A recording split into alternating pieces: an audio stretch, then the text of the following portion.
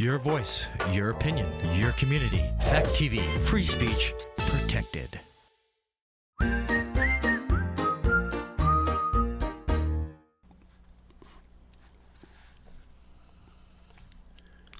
Why do you think the world is ending? I mean, Dave Bautista keeps acting. Could you choose to die to save the world? Yes. If it couldn't be you, would you pick me, my brother? Your mom.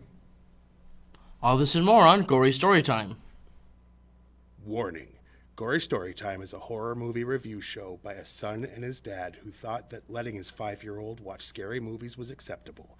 If you are offended by horror or talk about blood and gore by a child, or if you don't want horror movies from the 60s through today spoiled, then there is a remote stuck in your couch cushion next to potato chip crumbs. Use it. And of course, parental discretion is advised. Why? You didn't use any. Shut up and start the show.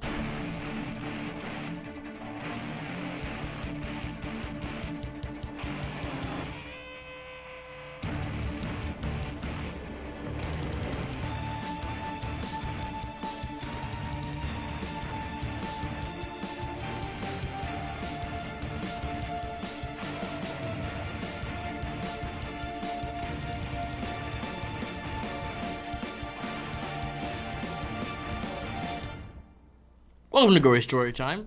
I'm your host, Jason. I'm his co-host and father, Craig. And this week, since we don't have a set of 4 that we're doing, we might do a couple of new releases. We're not going to do 4 new releases. It's just not.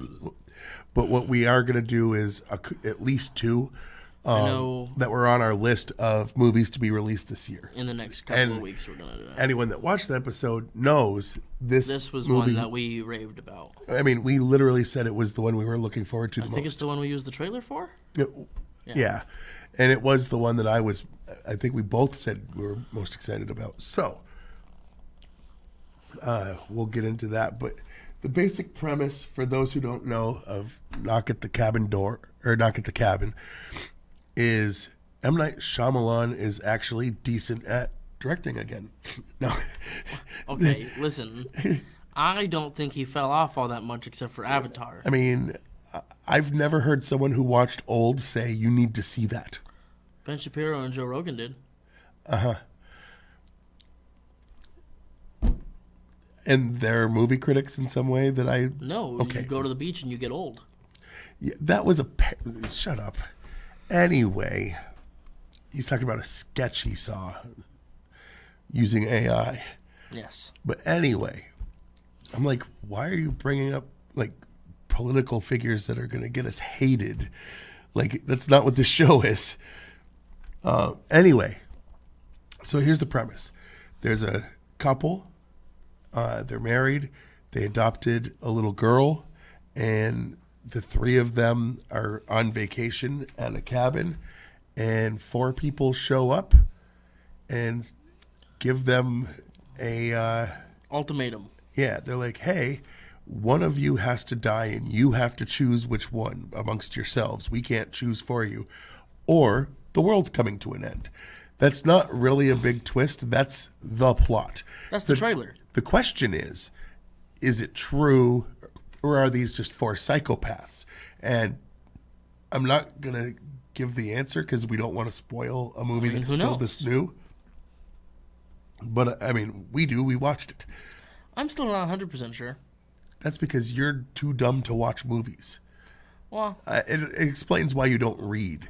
Anyway, actually, if you read more, you might be smart enough to watch movies because you would gain the intelligence that happens from reading. Speaking of which, this was a book. It was, and he hasn't read it, just to prove my point. He I bought the book. I bought it. We saw the movie. He liked it. Next day, literally next day, he bought the book. Yeah, it happened. And it's sitting in a bag in the kitchen. I started reading it. Yeah, he read like page 1. Page 3. All right. It's all an the way introduction or like, whatever, or forward by author. And it's like still describing the yellow jacket she's wearing on page 3, and it's like, all right, I get it.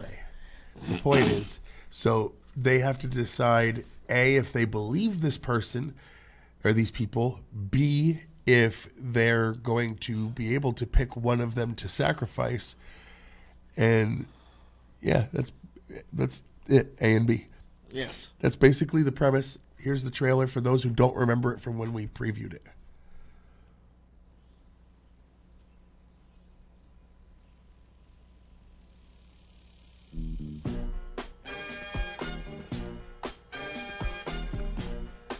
Are we gonna sing along? Yes, of course. I wanna put on my booty shoes. Yeah, yeah. I wanna put on my booty shoes.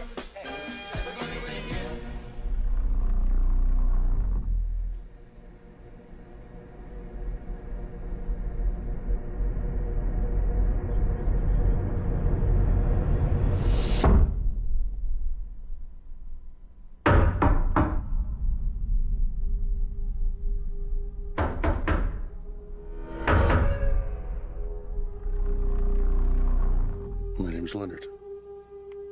Well, it's nice to meet you, Wen. Why are you here? I suppose I'm here to make friends with you. And your dad's too. But my heart is broken Why is it broken? because of what I have to do today.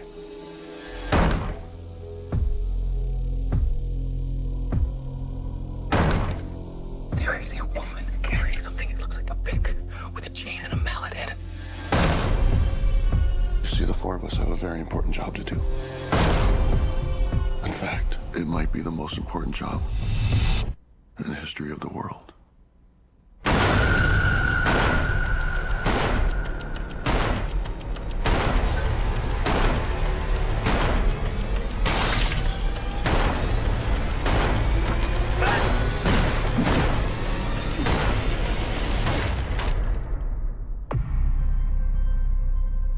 We were called and are united by a common vision, which has now become a command that we cannot ignore.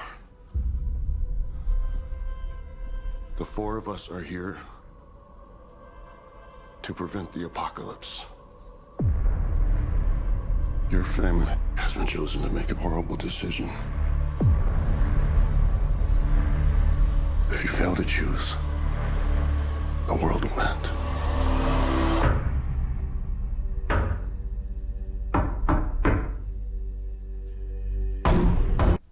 Well, all right. See, and we saw that trailer at Christmas time. And couldn't wait to go see the movie. Immediately we were sold. I saw it, what was it, day 2? Something like that, yeah. We were hoping to get it locally, didn't, so we went to Keene. But anyway. Before we get into the behind the scenes and, our favorite and least favorite scenes and The reason we're really here is to make money. Well, we like money. And how do we make all this money that we supposedly are getting? Greed. No. By selling out. Boys and girls, if you want to make money, sell out. That's the way to do it. Have no conviction. No. Anyway, that's actually not good advice. But this week, we sold ourselves to these big corporations to make our piles and piles of pesos. Oh, They paid us in pesos pesos again. Yes, I know. It's The conversion pain, rate is so low. anyway. This week, Gory Storytime is brought to you by Choices. It's a book that gives you multiple options for a situation, and you decide what you would do. Alone or with friends, this book will make you think. None of the answers are good, so it's always choosing what you consider the lesser of two evils. Here's an example from the book. Would you rather sleep with the most disgusting person you work with and nobody will ever know, including that person, or would you not would you sleep with them would you sleep with them and no one would know, or would you not sleep with them and everybody, including them, would be 100% sure you did? No matter what you did, no one would ever be convinced you didn't. I will say I've talked to men and women about that, and there's usually a different answer depending on the gender. Yep. Anyway, Choices available now. Volume 2, more choices coming soon. And by My Little Apocalypse Toys. Play out the end of the world with My Little Apocalypse toys. Many toys are available, including the 4 Horsemen, 4 Horses, 7 Scrolls, 7 Seals, the Beast action figure, many people who weren't taken in the Rapture, and more. Coming soon, the Jesus Reigns playset, each sold separately. Absolutely. All right. Now let's get into what Jason likes to call the meat and beef of the show. Or as I like to call it, the meat and beef of the show. Anyway. I'll go first. All right. Knock at the Cabin will be shot on 35mm film. Shyamalan and his cinematographer, Jaron Blasky, it says will be, but was used lens from the 1990s to give the film a classic 90s thriller look. I get it. Dave Bautista was cast after M. Night was impressed by his performance in Blade Runner 2049. I didn't know that anyone was impressed with Blade Runner 2049. At the premiere, in some cinemas, at the entrance, the spectators were asked to give up something they cared for. They cared for the entire duration of the film, in exchange for a gift at the end. If you chose yes, then your smartphone was bagged and sealed. By handing over the still sealed envelope at the exit, you received a nice prize. The initiative read, "Make your choice." You would give up one of the things you care about most for the duration of the film. Prove it, your sacrifice could be rewarded. That would have been pretty cool, because you shouldn't be on your phone during the movie anyway, so who cares? Like, that's the easiest way to, it's based on the 2018 novel, The Cabin at the End of the World, which they renamed to match this when he bought his copy. Because your copy says The Knock at the Cabin. Oh, I didn't know that. I'm pretty sure it did. No. It says now a motion picture, but... Look at it again, because I will. Sometimes they do that, sometimes they don't, but I think they did. Anyway. M. Night Shyamalan's second R-rated film after The Happening, and is also his first film to be rated R for language alongside violence. Yeah. His only other R-rated one was violence, not cussing. Let's see. The initial screenplay draft by Steve Desmond and Michael Sherman was voted onto the 2019 Blacklist as one of the most popular unproduced screenplays of the year.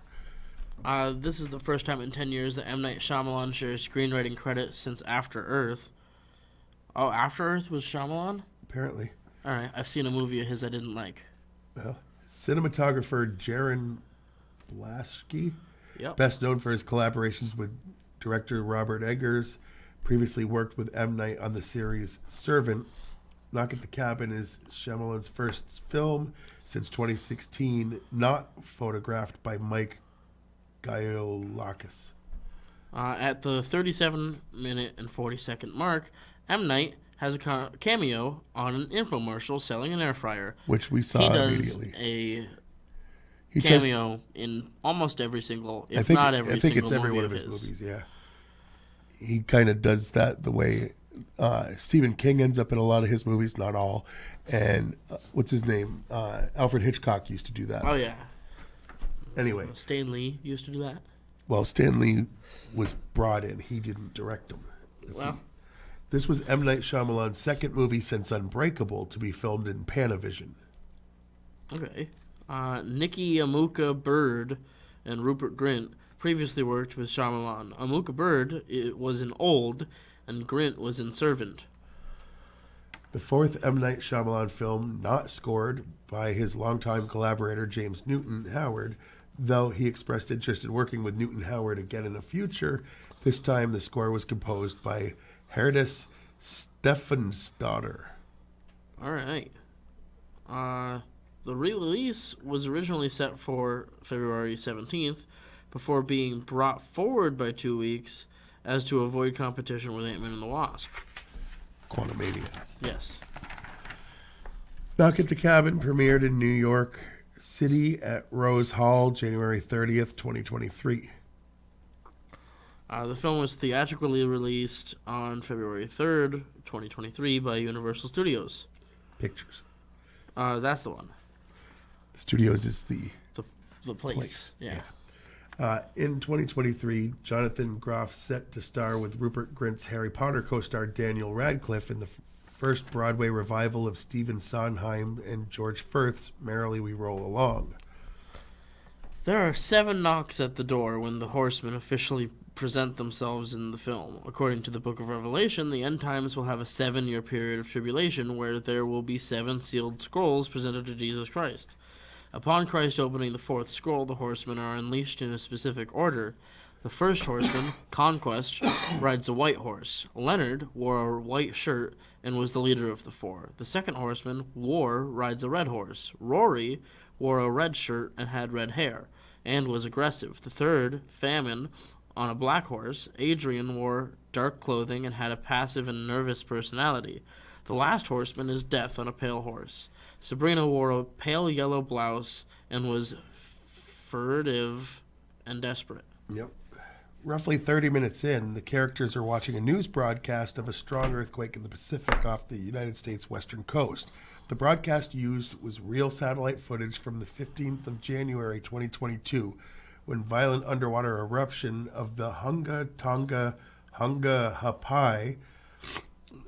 The eruption was so immense, the shockwaves traveled around the globe at least twice and was heard or sensed as far as New Zealand, roughly 2,382 kilometers away. Roughly an exact number. Well, during one of the news reports, the Scottish reporter uses the term parking lot. This term is not used in Scotland nor the UK. Instead, they use the term car park. And this is just a little bonus for anyone that sat through the credits. At the very end, you hear the sound of knocking on a cabin door.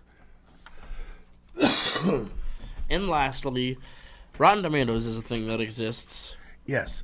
They take all the known critics that they work, they accept as real critics. Yeah. So not us. And they Not yet. take all of, it would be nice. They take all of the positive scores and they tell you what percent of reviewers gave it a positive score. So the higher percent, the more obviously liked it. And for this movie, the critics have this at a 67% approval rating. They also have a section where people can go on the website and just say positive or negative their feelings about it. And the people's percentage is 63%. And both are a little low for our personal feelings about it, but we can get into that a little bit. Yeah, and it's like, later. It's weird that this movie was rated so low. Right. There's a lot of times where political agendas get brought into things. And honestly, the fact that there was 2 men that were married and adopted an Asian girl, you would think that's the type of thing that critics usually eat right up. Yeah, they like that because it tends to be seen as progressive. And all of Jordan Peele's movies are rated high. And one of them was good. Anyway, but that's not what we're talking about. Right. Here's the thing. There was no big outcry against the changing of characters because one thing it did say on the back of the book, it was a gay couple that had adopted an Asian child. Like, they got that right. This was straight from the source material. When people say, come up with your own characters and stop changing other characters, this proves that it can be done and done well, in my opinion. And I think it deserved a higher rating, not for that, but just for the quality of the movie. Oh, yeah. But if you're going to let your politics influence you, and critics tend to be more liberal, this seems like a movie that deserved a better score. It absolutely did. But I think it deserved a better score because leaving it was politics a good completely movie. out of it. Right. But what do I know? I just liked this movie. Silly you. Yeah. So what was your least favorite thing, seeing as we liked it? All right. Well, I won't say it because spoilers, but the ending. Okay, you can just say the ending, because you know how it is where there's twists. Like, there's going to be a finale where you find out were they or weren't they wrong, and I hated the ending. And not only will you find out are they or are they not wrong, you also find out, does the family choose someone to die? Again, Like, do they take what they find out and decide, we'll do something about it, or do they not? And I don't like what they do or don't do. all right. My least favorite thing is going to sound weird. It's the fact that Dave Bautista acted his butt off in this movie, and I He did really really enjoyed well, it. like- I hate Dave Bautista's acting. I hate his I head. hate it. That's weird. I hate his acting. I love the Guardians of the Galaxy movies. I love them. I like his character. I never watched that and thought he's certainly acting. I was like, dumb Dave as a rock Bautista guy. being They gave it dumb to and Dave tough, Bautista like- for a reason. Well, in this, he acted his butt off, and I was impressed. And, I was like, like, oh, His this guy character can. had me tearing up. Like, Right. this guy That's knew what what I'm he saying. was doing. That's what this I'm time. saying. So, even if you are like me and for some reason have something against Dave Bautista's acting, I will tell you right now, this movie proves not only he can do it, he can do it damn well. Which means, Dave, start doing it on other movies. Yeah, don't worry about big budget blockbusters where they're like, be the dumb big guy. That's not what he was in this. He was a big guy because he's a big guy. But he was a sensitive guy. The whole thing, it was really touching and really well done. There was a scene where he almost he pulled off glasses. He and pulled I couldn't off see tears that and with him. stuff. Oh my goodness! And they struck. You know what I'm saying? Seeing the tears. Wow, Leonard. Yeah, right. What is going on? What was your favorite scene? Uh, I love that. My least favorite scene is I really liked his acting. right? No, I'm completely. I get it. Anyway, my favorite thing, probably the kid, because of the same reason. yeah, a lot of kids you could tell Like, they're a kid trying actor acting. This can be girl so really bad. nailed it. And she knew everything she was doing. Okay, I'll give you that. I'm gonna go with they touched on a lot of issues, but didn't seem to get too preachy about it. Where you could see their point of view. Here's the thing that comes up is someone thinks that one of the 4 people that are at the cabin may have assaulted one of the couple in the past for their sexuality. And I'm not going to say if it's true or not. But someone makes that accusation. Hey, that's the person that beat me up. But they touched on stuff like that in a real way, and it didn't sound like they were preaching. They were just in this world, it would make sense that these people had these experiences. Something that came up was why us?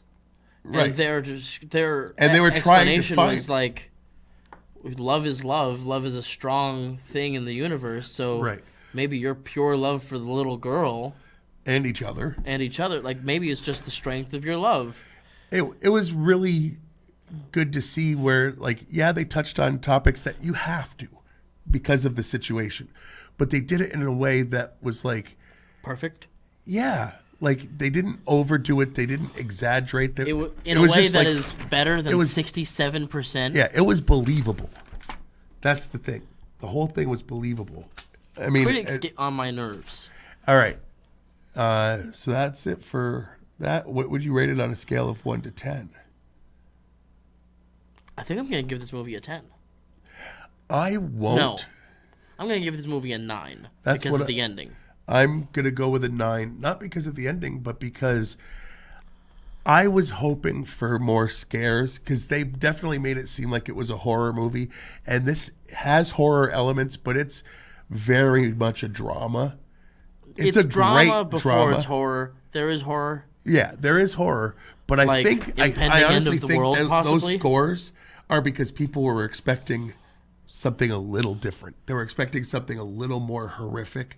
Oh, on a side note, not going to name her, but my fiance thought this movie was garbage. So, She likes bad things and doesn't like good things. Go watch this.